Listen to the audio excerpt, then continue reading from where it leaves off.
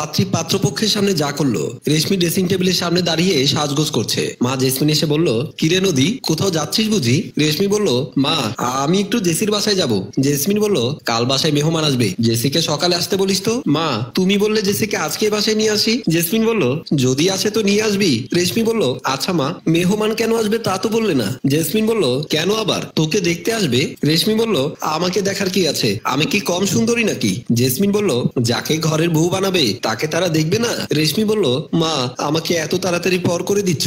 Jasmine বলল, এতে পর করে দেবার কি আছে, এটাই তো বিধাতার বিধান, মেয়েদের পরের বাসায় যেতে হয়। কেন আমি আসিনি তোদের বাসায়? রেশমি বলল, ঠিক আছে আমি গেলাম। এই কথা বলে রেশমি বাইরে চলে গেল। জেসমিন ভেতরে গেল।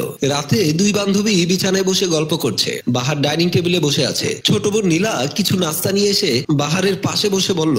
নীলা বলল, ভাইয়া কাল তো মেয়ে দেখতে যাব, দেখিস আবার হুট করে মেয়ে পছন্দ হয়ে গেলে বলে ফেলিস না। বাহার বলল, মেয়ে যদি পছন্দ হয় তাহলে বলবো না মেয়ে পছন্দ হয়েছে। নীলা বলল, তুই ছেলে মানুষ, তুই কি বুঝবি? আমি যতক্ষণ না ওকে বলবো তুইও ওকে বলবি না। বাহার বলল, শোন তুই মেয়ের বাসায় গিয়ে বেশি পাকনামো করিস না। নীলা বলল, আমাকে সবকিছু খুঁটিয়ে খুঁটিয়ে দেখতে হবে, তারপর আমরা পরামর্শ করে ওকে বলবো। বাহার বলল, তোকে আমার জন্য মেয়ে দেখতে হবে না কষ্ট করে, আমার বউ আমি দেখে নেব। নীলা বলল, আমাকে ছাড়া তোকে আমি যেতেই দেবো না। বাহার বলল, আচ্ছা কালকেরটা কালকে দেখা যাবে, আমি এখন একটু বাইরে যাচ্ছি। বাহার চলে গেল। নীলা বসে বসে নাস্তা খেতে লাগলো। জেসি বলল, কাল তো তোকে দেখতে আসবে, যদি পছন্দ হয়ে যায়। রেশমি বলল, তো কি হয়েছে, আসলে আসবে। জেসি বলল, যদি ওদের পছন্দ হয় তাহলে তোকে তো ওরা আমার কাছ থেকে নিয়ে যাবে। রেশমি বলল, মেহমান আসলে আমাকে নিয়ে যাবে এমন কোনো কথা আছে? অত চিন্তা করিস না। জেসি বলল, ধর তোর বিয়ে হয়ে গেছে, তুই স্বামীর ঘরে আদর যতে খুব ভালো আছিস, সবকিছু ভুলে গেছিস, তখন কি আমার কথা তোর মনে পড়বে? রেশমি বলল, এইসব কি বলছিস, এখনো তো মেহমান আসা বাকি, এত পাগলামি করছিস কেন? জেসি বলল, তোর বিয়ে হয়ে গেলে আমাদের মাঝে দূরত্ব হয়ে যাবে তাই না? রেশমি বলল, দূরত্ব হবে কেন, তুই আমার শ্বশুর বাড়িতে বেড়াতে যাবি, আমি তোকে রান্না বান্না করে আপ্যায়ন করব। জেসি বলল, আসলে তোকে হারাবার ভয়টা চেপে বসেছে আমার ঘাড়ে, কি করব বল? রেশমি বলল, আমাকে হারানোর কোনো ভয় নেই, তুই আসলে আমাকে বেশি ভালোবাসিস তো তাই এমন লাগছে। জেসি বলল, আমার একটা কথা রাখবি? রেশমি বলল, কি কথা? যেন কোনোদিনও তোর কথা রাখিনি, বল কি বলবি, আমি কান পেতে আছি। জেসি বলল, আমি একটু তোকে জড়িয়ে ধরি, এটাই আমার মনের ইচ্ছে। রেশমি বলল, এইটা একটা কথা হলো, আজকে যেন তুই আমাকে নতুন জড়িয়ে ধরবি, আয় আমার বুকে আয়। রেশমি জেসিকে জড়িয়ে ধরে জেসি রেশমিকে আদর করতে থাকে। এক সময় জেসি রেশমির বুকে হাত দিয়ে বক্ষ টিপতে থাকে। ধীরে ধীরে জেসি ও রেশমি শারীরিক রোমান্স করে। তারা এমন ভাবে রোমান্স করছে যেন তারা স্বামী স্ত্রী, কেউ কাউকে ছাড়তে রাজি না। এক সময় তারা দুজনে হাঁপিয়ে উঠে বিছানায় পড়ে থাকে। পরের দিন সকালে জেসি রেশমিকে সুন্দর করে শাড়ি পরাচ্ছে।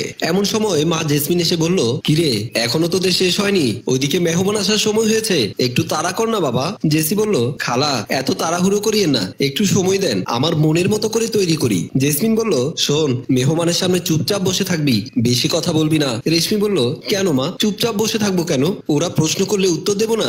জেসমিন বলল, তা তো দিবি, উল্টো পাল্টা কোনো জবাব দিবি না।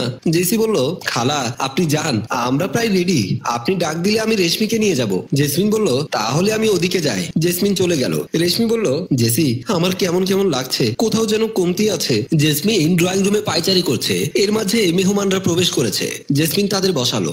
আসতে কোনো অসুবিধা হয়নি তো? বাহার বলল, না তেমন কোনো সমস্যা হয়নি। নীলা বলল, মেয়ে কই, মেয়েকে তো দেখছি না, নিয়ে আসেন। জেসমিন বলল, আসছেন বসেন, মেয়েকে আনছি তো। নীলা বলল, একটু তাড়া করে নিয়ে আসেন, আমাদের হাতে সময় কম তাই। বাহার বলল, এত তাড়া কিসের, বয় না, সবে তো এলাম। ভাইয়া তুমি চুপ করো, মেয়ে আমি দেখবো, মেয়েটা নিয়ে আসেন, আমাদের তাড়া আছে।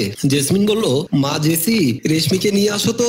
জেসি রেশমিকে নিয়ে আসে। রেশমি হাতে নাস্তার ট্রে থেকে নাস্তা রেখে রেশমি বসে। নীলা রেশমিকে ভালো করে নজর করে দেখে এবং বলে, তোমার চুল দেখাও তো। দেখায়। দেখি তোমার মুখটা। দেখালো। এবার তোমার পাটা দেখাও তো। কাপড় তুলে দেখায়। জেসি বলল, রেশমি তুই আর কোনো কিছু দেখাবি না। রেশমি কোনো কথা না বলে নীলয়ের মাথার চুল টেনে দাঁড় করিয়ে বলে, আমারও ছেলেকে দেখার বাকি রয়েছে, দেখলাম চুলটা আসল কিনা, মুখে মেকআপ করেছে কিনা। রেশমি টেবিল থেকে পানি নিয়ে নীলয়ের মুখে মেরে ঘষে ঘষে দেখে। সম্মানিত দর্শক, আমাদের সমাজে এই ঘটনা নতুন নয়, আসুন এই পন্থা পরিহার করি, সুন্দর সমাজ গড়ি। আমাদের এই গল্পটি যদি আপনাদের ভালো লেগে থাকে তাহলে লাইক কমেন্ট শেয়ার করে অন্যকে দেখার সুযোগ করে দিন। ধন্যবাদ। গল্পটি রচনা ও পরিচালনায় আয়ুব মাহমুদ টেম্পু, প্রযোজনায় এফ এ নয়ন চৌধুরী।